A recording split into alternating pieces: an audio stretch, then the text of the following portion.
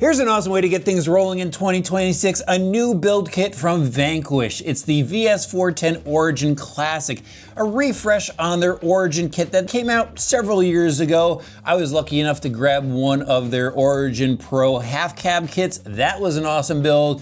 This one is the full body, and they've made some revisions to it that you have to check out. It's got derp now. And if you want to see what that is, you gotta hang tight. I'm gonna show you what's inside the box first. I'm gonna show you what gear I'm gonna install in this truck because it's a build kit. You're gonna have to supply the electronics, even the wheels and tires on your own. And in a little bit, we're gonna take it out for a drive. Start off with a quick look at the box art. Vanquish always has some killer box art, and we'll pop open the box. It's a full build-up, guys, even down to painting the body yourself. So you're gonna get a bunch of bags of parts. There's the clear Lexan body.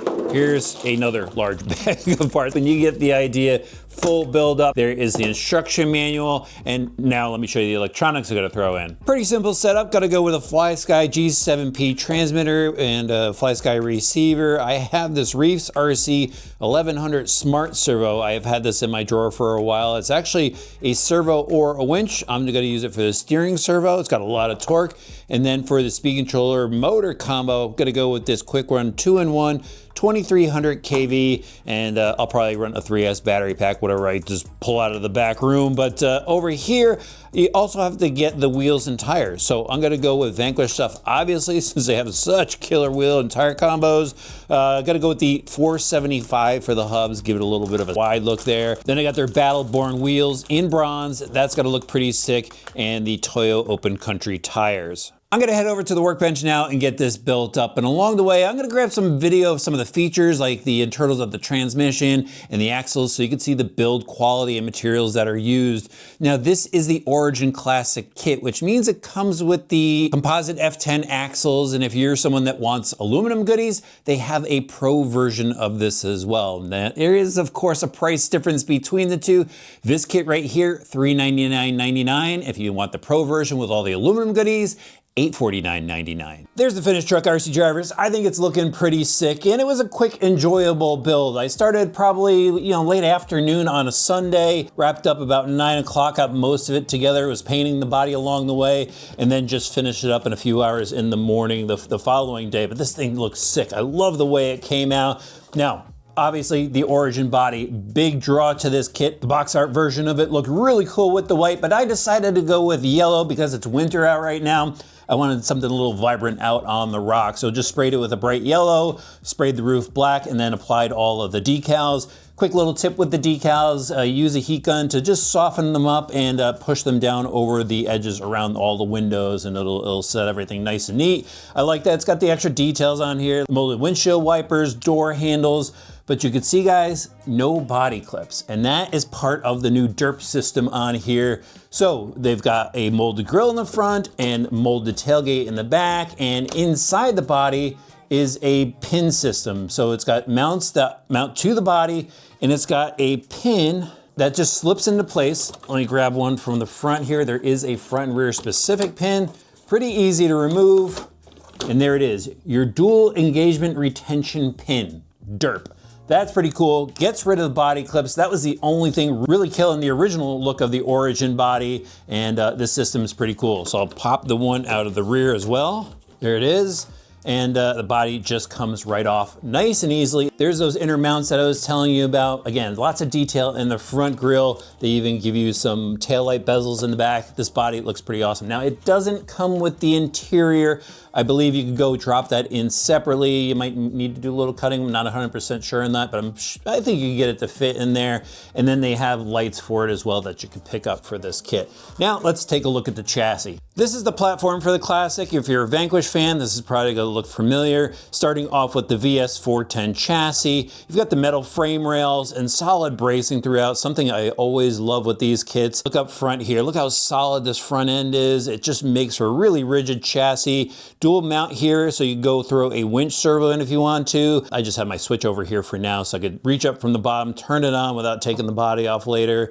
You got a fuel tank in the back that acts as a receiver box if you need it. It is not sealed though, just be aware of that. And then you probably notice that they have molded mud guards in here now. This really sets this apart from the original Origin kit, which had Lexan inner fender wells, which was cool at the time, but those often scrape the body and such. So now these are perfectly formed to the body, shouldn't have that problem.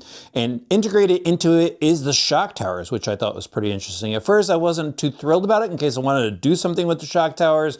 But then again, with this trail truck, I'm probably just gonna leave it as is, to be honest with you. It is cool that they gave us Rocklight mounts here, if you wanna go throw those in aftermarket, of course. There's actually little clips so you could go run your wires nice and neatly, like the little extra attention to detail. You got the Origin front and rear bumpers on this, the side plates so you could go mount electronics there if you want to. You can throw your speed controller on one side, or if you upgrade the transmission later on down the road, they have mounting points here for the servos. The rock rails here, these are pretty interesting. You can see they've got these little guides, and that allows the body to just slip right in and just really locks in the body, so there shouldn't be any chatter or anything. Battery mounts in the center here, Velcro straps to hold it down, the usual stuff. But I really like this updated inner fender well system. It looks really cool, locks in. Let me just flip it over really quick so you can see the lower skid here, which goes and protects the motor as well. Sideboards have a little bit of an angle to them, so everything should glide over the rocks. And again, everything went together well.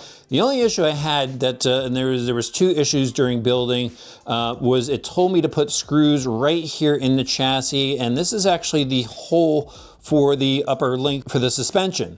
So I had to go and remove those two screws. And what had happened was, because I used the screws there, I was actually 2 screws short on the body guide mounts here. So once I pulled those out, I was able to throw them in here and continue on with the build. But I found that out later on down the road. All right, let's move on to the suspension next. So it's got their S8E shocks on it, and these are an aluminum body. The cartridge comes pre-built from the factory. You just have to throw some oil in there, bleed it out. It's got bleeder screws on the top. Winds up being a really smooth shock. Do have a little gripe with the shock as well, actually. So when I went and threw the E-clips on, pretty much every single E-clip bent as it went over the shaft. Not too cool. That worries me a little bit that it might pop off while I'm driving it.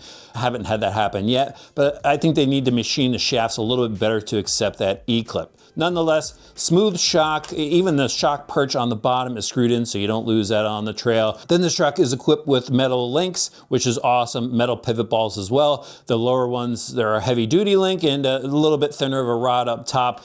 Actually, the system works really well. I kind of griped about it a little bit before on another Vanquish release. Haven't had an issue with it, so I think I'm gonna take that back. But as you can see, 3-link with a panhard bar in the front, 4-link in the rear, and then you've got metal steering links as well. And you know, heavy duty rod ends on this. They've improved it. Even the panhard bar mount on the chassis here is metal, so it's a really good setup. Nice and plush. I didn't even use green slime on the O-rings and the shocks, and this thing feels really smooth. So next up, we got to talk about the transmission, and that is their VFD transmission. And what's cool about this is it looks like a transmission. The motor actually mounts down below, so you get a lot of weight down low where you need it. This one is pretty much all composite as far as the case and the mounts and everything go. If you get up into the Pro version, I believe that has a metal motor plate with it, and then metal supporting guides and such, but inside is where it counts. It does have sintered metal gears. They actually look really good. They're not the machine gears, but metal gears are a definite improvement over composites. Full ball bearings throughout. They no longer have the aluminum guide plates for the bearing in the back part of the transmission where the overdrive is, but you can pick those up aftermarket. Again, ball bearing throughout, chromoly shafts throughout as well. And then, you know, as you probably heard, it does have overdrive in the front,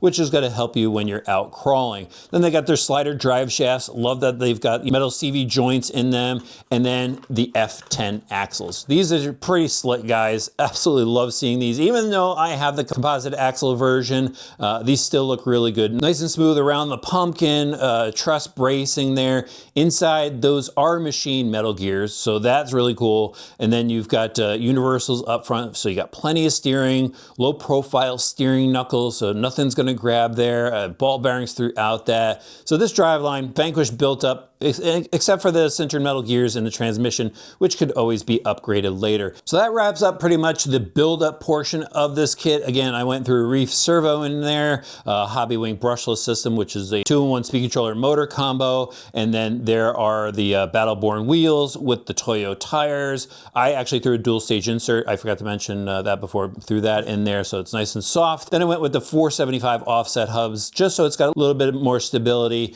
And again, guys, the build turned turned out great. Now we just need to see it perform. Let's head outside. All right, guys, we lucked out. It's been raining the past few days, cleared out all the, well, most of the snow, I should say. And the top of the mountain where I usually come crawling during the winter has plenty of rocks for us to drive the Origin on. And there's some mud we're probably gonna encounter too. So let's get into it. Here we go, guys. On the start rock, look at that. The tires are still clean. First pull of the throttle.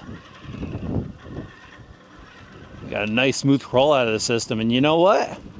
I'm noticing there's not a lot of transmission whine on this one. So maybe I built it right. Maybe they fixed something. But I'm really happy I don't have that odd clicking noise. All right, here we go. Rocks are still a little damp. Look at that. Awesome. Backed it up from that last climb because, well, it's all muddy up top. And I don't want to get the tires muddy just yet. So I want some traction.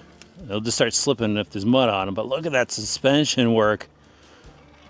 Really love this setup.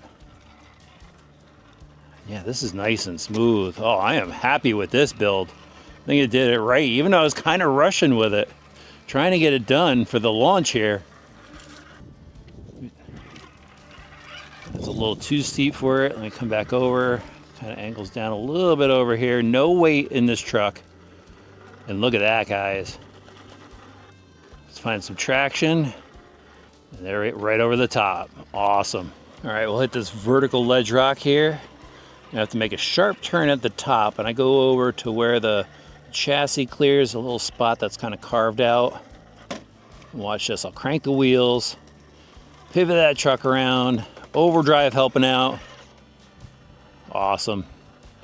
Now, one thing I forgot to mention when I was talking about the build is the screw that they suggest to put in the servo horn is too long and it was hitting the chassis. Maybe I read the instructions wrong, but just check for that if you're not getting full steering throw. This looks good, guys. I mean, I am so happy with the way this is performing. Just in the first few minutes, this is going to be a fun truck for the summer. I'm going to drop it down this rock face here, crank the wheels, just show you the control. Back off on the throttle. Oh, this Hobby Wing system was like made for this truck. Look at that. Plenty of tire clearance too, even with the larger offset hubs on it.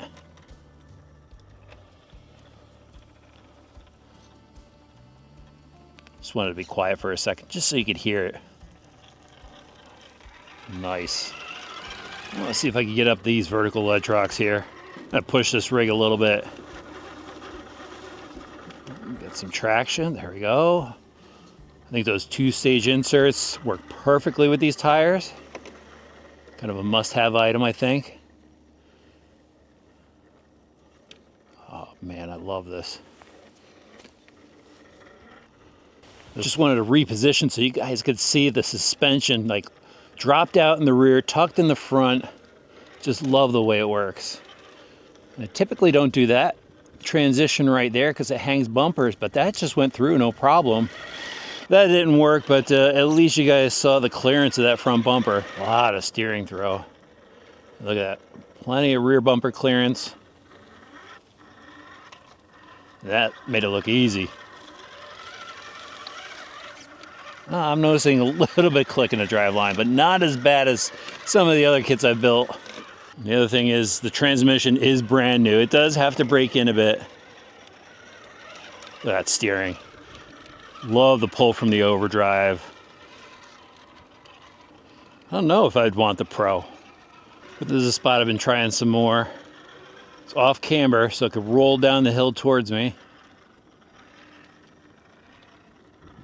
And that was easy too. Drove it down through this valley here. Taking it easy. And this is where it's going to get sketchy. You could just nose forward. Let those rails slide.